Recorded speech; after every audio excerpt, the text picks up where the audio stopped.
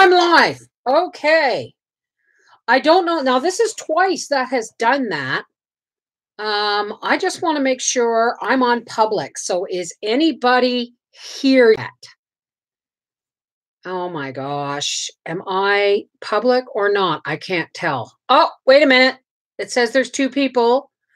So let me just double check. Oh, there you are. Oh, thank you. Thank you. Thank you. This has been happening a couple of times, whereas I'll get everything ready to go live and then it'll go and then you know what I mean by that, right? So please make sure everybody is on live chat. Hi, Mary. God, you've been sitting there waiting for 15 minutes. I know, sweetheart. And is the picture of is it the picture with me holding the teacup, or is it a picture of this mug? Hi, Suburban. Hi, Candace.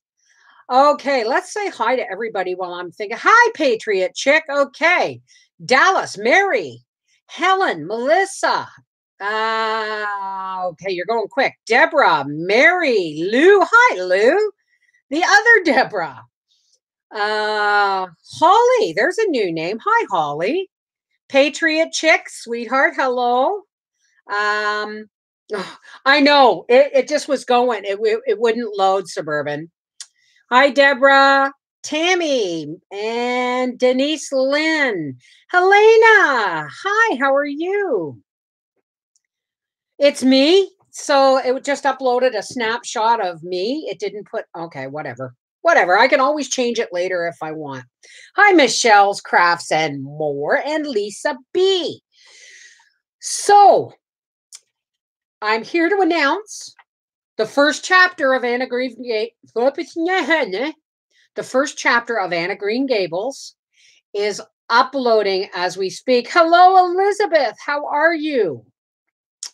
Now, there are 3 books to Anne of Green Gables. So I hope. Hi, Mary Jane.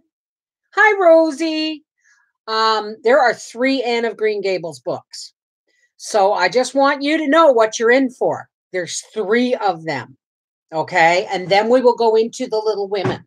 And it's not just the Little Women that ends with Joe saying yes to Professor Baird. It goes on a bit farther. You lose a lot in movies, especially when they try and put 3 books into one movie. Hi, Lou. Oh, I love those smiles. Hey, JC from Florida.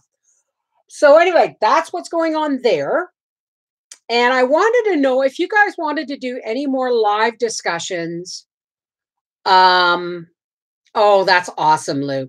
I want to know whether we want to do another live discussion, but say on another book. Okay, like A Tree Grows in Brooklyn, because they were both written around the same time. No, they weren't. Excuse me. They're only like 50 years apart in time zones, not even 50, 60 years. And it shows a huge difference between how poverty affects you when you live in the city as compared to in the country, and what things could have been done different. And it's also, it's still in that time period where women couldn't vote and all those things. So it might be an interesting backdrop after our discussions on Little House of the Prairie. And the chat's blowing up all over the place with capital letters. Okay. Oh, you love that talk. Me too, Candace. I loved it too. You're here for all 3 books. That's awesome. Yes, the live discussion was so great last week. I loved A Tree Grows in Brooklyn. Nobody does a book reading like our Bev. Well, thank you, Mary Jane. I just found out that the Narnia series is also in the Canadian public domain. So I have plenty of material if I just can get it done. People, it's starting to warm up in the house. I had to put the dogs down for a nap because they were just like, oh, mom's setting up the laptop. We're going to start barking at fictitious people at the door. Trust me. That's true, suburban. I never thought of it that way. When you grow up poor in the country, you just aren't as aware of it because the app, there's not as many people to compare it to. Like I'm watching Call the Midwife on Netflix. And I mean, I don't think people realized how lousy poverty, was right up into the early 60s, especially in like places like England. They were still cleaning up after the Blitz and all that stuff. Knit and listened. It was awesome. Oh, well, thank you, Mary. Deborah E says, I love that one. Which one was that? Oh, yeah. I love Call the Midwife. I'm going to watch Land Girls next because I'm almost done with Call the Midwife. And then I think I'm going to rewatch Downton Abbey. Can you tell I got Brit in my blood? Can you tell?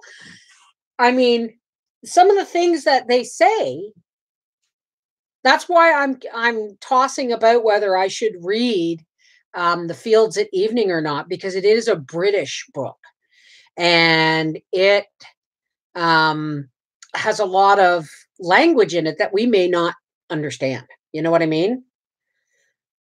My dogs are the same way. I get up multiple times to check, gets frustrated. Well, I have security cameras, but Howie has them, they have to be rebooted, but they're still recording. It's just I can't see them on the TV right now.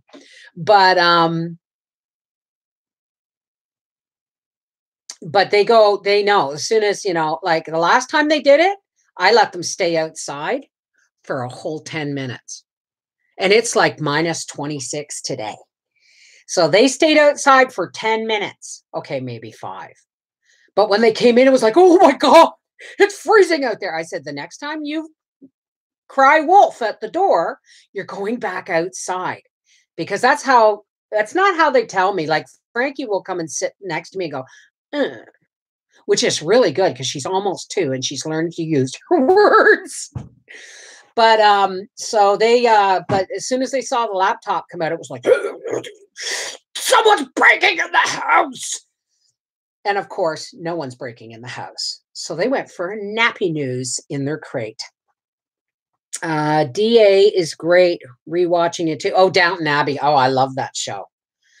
But it's going to take me some time. This is what I want to tell you folks. I know I try so hard to get 3 chapters a week out, but I have 3 channels and everything I do, including the audiobooks, has to be recorded and edited. And I've told this to people before, and I don't think they understand that when I read a chapter that is, say, 17 minutes long or 15 minutes long, okay, you quadruple the reading time. Okay, so it's going to take me almost an hour to read it with interruptions and dogs and stuff. And then for every 15 minutes of video, I spend 2 hours editing out the mistakes because I can't look at it and see the mistakes. I have to listen for them. And let's hope I get all these books read before my hearing goes, because I think I'm losing my hearing. It's getting really bad. Okay, am I missing something?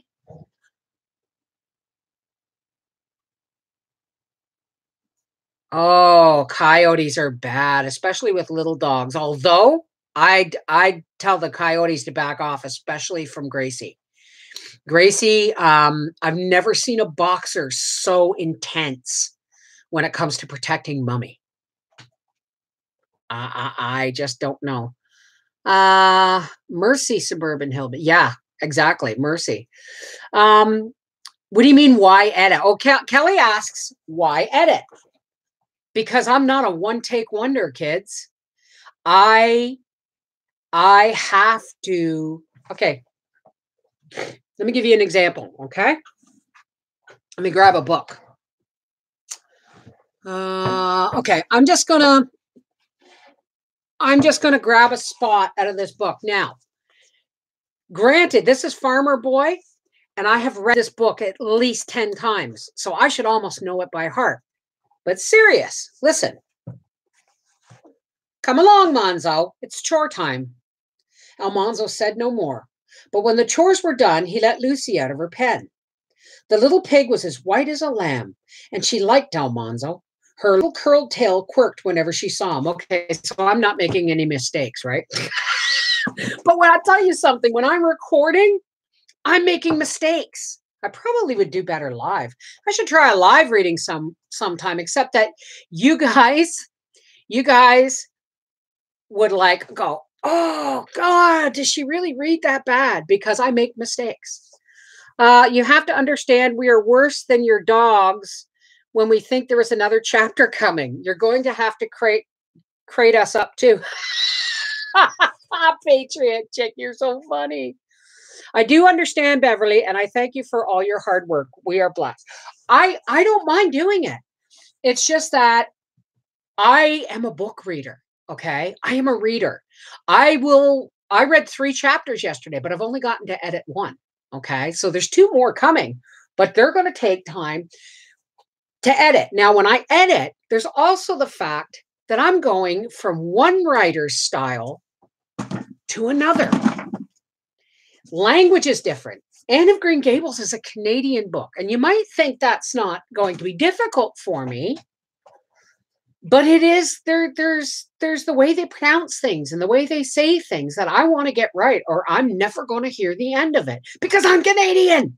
I'm supposed to talk PEI and Nova Scotia and New Brunswick, but I don't. So I'm not even sure I'm going to get the accents right. But I am a reader and I read every single day. Now, I reserve my reading for when I go to bed at night. Right now, I'm reading Pioneer Girl. Oh, I want to talk to you about that. The Pioneer Girl is basic. It's this huge, heavy volume. I think I showed it to you on the last live feed. Now, it's basically encapsulating all her stories in this book, except they were the unedited versions.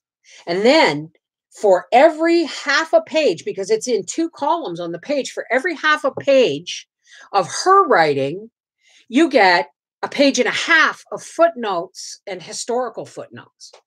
So laying in bed, holding a book this big is not an easy thing to do, but I am reading it because you get a lot more. I used to often wish, as I was reading the Little House on the Prairie books, that there was more to the story, that we could see more behind the scenes. Well, in Pioneer Girl, I'm getting that, but I don't think I'm going to be allowed to read that, like the unedited part. Like if I could, I'm going to find out if I can. And if I could, I would read the unedited part and leave out the footnotes. Oh, I know, Melissa. It is very tiny writing. You're Nova Scotia, Kelly. That's cool. Hey, C. Dean, how's it going? My baby Flutterby. Oh, that's a cute name. So maybe think about uploading your readings as live. I prefer an unedited human read. Are you sure? Are you okay? I'm going to give you a taste of what it's like for me to read Anne of Green Gables. I'm going to pick a spot I haven't read yet because I haven't read this book in 13 years. I have to change my glasses because those are my computer glasses.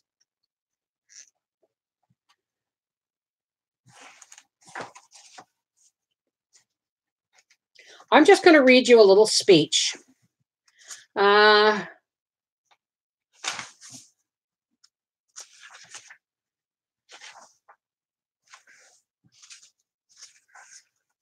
me see. Good evening, Rachel, Marilla said briskly. This is an outtake of tomorrow's recording. This is a real fine evening, isn't it? Won't you sit down? How are all your folks? Something that, for lack of any other name, might be called friendship existed always existed between Marilla Cuthbert and Mrs. Rachel, in spite of, or sometimes because of, their dissimilarity. Marilla was a tall, thin woman with angles and without curves. Her dark hair showed some gray streaks and was always twisted up in a hard little knot behind with 2 wire hairpins stuck aggressively through it. She looked like a woman of narrow experience and rigid conscience, which she was. But there was a saving something about her mouth, which, if it had been ever so slightly developed, might have been considered indicative of a sense of humor. "We're all pretty well," said Mrs. Rachel. "I was kind of afraid you weren't, though, when I saw Matthew starting off today. I thought maybe he was going to the doctor's." Marilla's lips twitched understandingly. She had expected Mrs. Rachel up. She had known that the sight of Matthew jaunting off so unaccountably would be too much for her neighbor's curiosity. "Oh, no, I'm quite well, although I had a bad headache yesterday," she said. "Matthew went to Bright River. We're getting a little boy from an orphan asylum in Nova Scotia, and he's coming on the train tonight." If Marilla had said that Matthew had gone to Bright River to meet a kangaroo from Australia, Mrs. Rachel could not have been more astonished. She was actually stricken dumb for 5 seconds. It was unsupposable that Marilla was making fun of her, but Mrs. Rachel was almost forced to suppose it. "Are you in earnest, Marilla?" she demanded. She demanded when voice returned to her. "Yes, of course," said Marilla, as if getting boys from an orphan asylums in Nova Scotia were part of the usual spring work on any well-regulated Avonlea farm, instead of being an unheard of innovation. That's a good reading for me, folks. That's really good, and I still made a couple of little mistakes. So I can't see myself reading live. I really can't. I was a reader. Now it's hard.